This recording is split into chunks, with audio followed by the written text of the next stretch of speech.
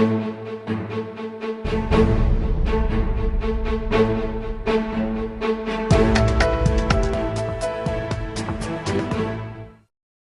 the going gets tough, the tough get going. This sentiment doesn't seem to be holding true for India. India's largest telecom service provider, Bharti Airtel, saw a drop in net profit last week. And Raghuram Rajan believes that we've moved from a license Raj to a resource Raj. Let's get to the root of these issues. And for this, I have with me in the studio Sukumar Ranganathan. Thanks, Sukumar, for being with us on this show today. So let's start with Airtel. We saw last week that there was a drop in net profits, and a lot of it was attributed to operational expenditure. Can you elucidate a bit more about what this operational expenditure is all about? See, I think there are a couple of layers to this whole Airtel story. The first one is the fact that competing in India has become tougher. The incidental costs of doing business in India are higher because there is more competition. When there is more competition, it's tougher to get people. Costs have gone up. Telecom tower costs, running costs, diesel costs with which you keep your telecom towers up. There are a million different ways in which costs have gone up because we are in the middle of a general inflationary cycle, and even services companies, telecom services companies do get affected by that. But I think the larger issue here, the one factor that's really responsible for the decline in net profit is Africa. Because if you look at what happened in the quarter ended 30th June, Africa made a huge loss, right? Much higher. India made a profit. India and South Asia, Sri Lanka is included in that. India made a profit, marginally lower than the profit that it made in the corresponding quarter last year, but still a very healthy profit. So it was Africa that pulled the number down. But to me, the interesting number is really the cash flow.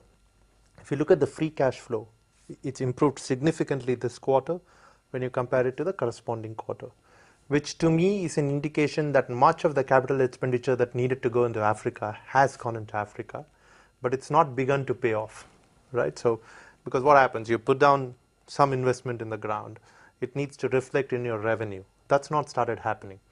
I think the question is, when will it start happening? Because once that kicks in, things will be all right.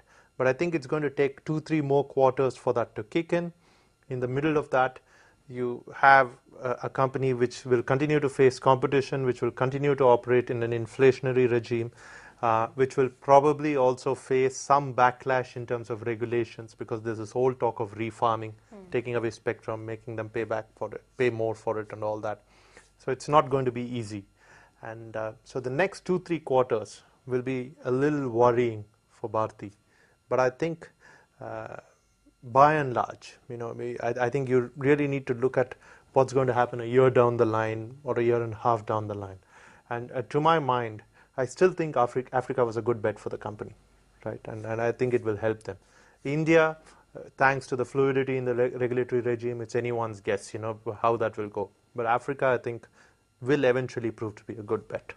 Now let's talk of this adverse tax and regulatory regime that we keep talking about. Now, to what extent can you blame this for the decline in mobile profitability in India? I think to some extent, yes, because everyone has written a lot and spoken a lot about service tax and what impact it will have. And that's true, but it will affect them to a certain extent. But I think there are much broader issues, right? And the broader issues are the issues that I spoke to you about. As far as regulations are concerned, I think it's got more of a future impact in terms of the risk associated with it, in terms of what you may have to pay going forward in the future. And it also affects your ability to raise debt at a really good interest rate, because there is a certain heightened risk involved with it. But anyway, I think most of these companies have raised much of the debt that they wanted to. Bharti, for instance, is carrying around 12 billion of debt on its books, largely on account of the Zain acquisition and the payment for the 3G spectrum in India. So I think that part of it is done. So the tax regime that you spoke of, its impact is marginal. The regulatory regime's impact will be significant, but it's in the future. I think what you're really seeing is a company in transition. And that's the pain that this company is facing now. It would survive? Oh, I think so. I think Because look at it this way, it's the largest telco in India. It's got a significant presence in Africa, which everyone, I think across sectors, people believe it to be the next big market, right? It's where the next billion customers are going to come from for a variety of businesses. So I think it's in the long term, I still think this company will survive and do well. Not just survive, but thrive. Okay, optimistic note.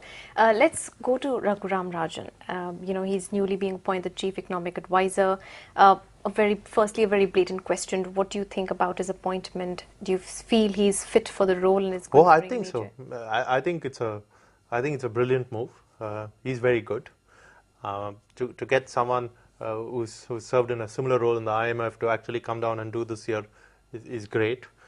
There's also talk that this is a sort of a precursor to him being appointed Governor of the Reserve Bank of India, which I think would be equally brilliant because he is a very intelligent person. He's also, from what one can make out by speaking to various people in IMF and other places, an able administrator, which means he knows how to navigate the system.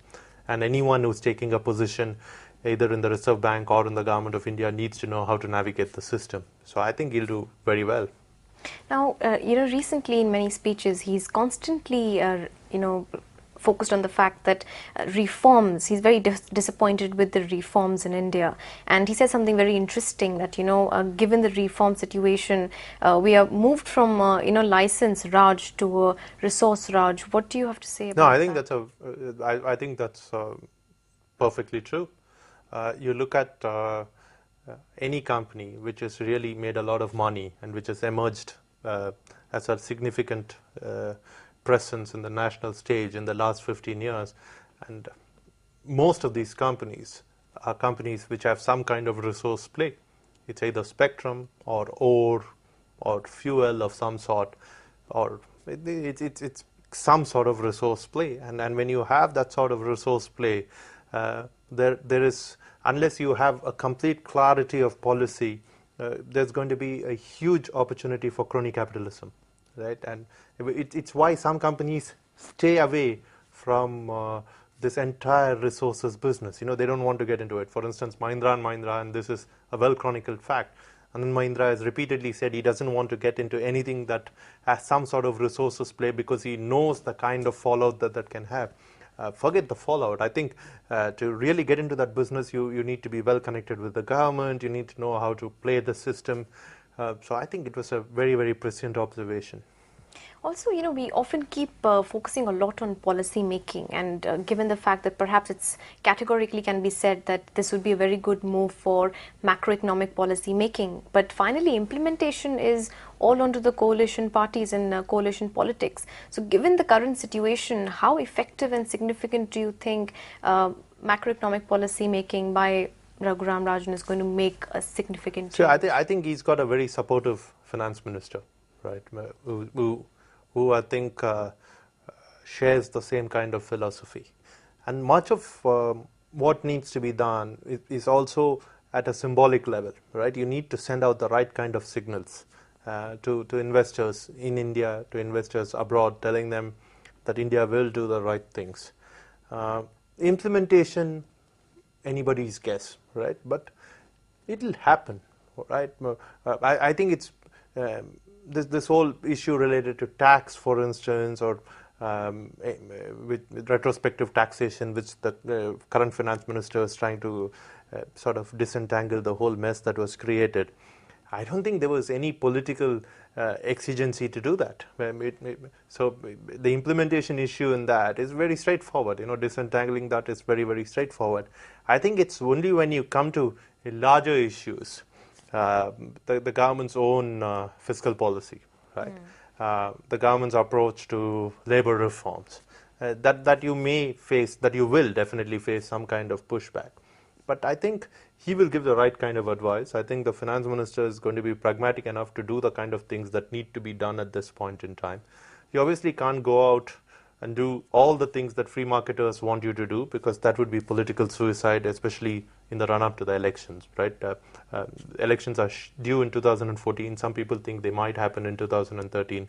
So no one wants to commit political harakiri.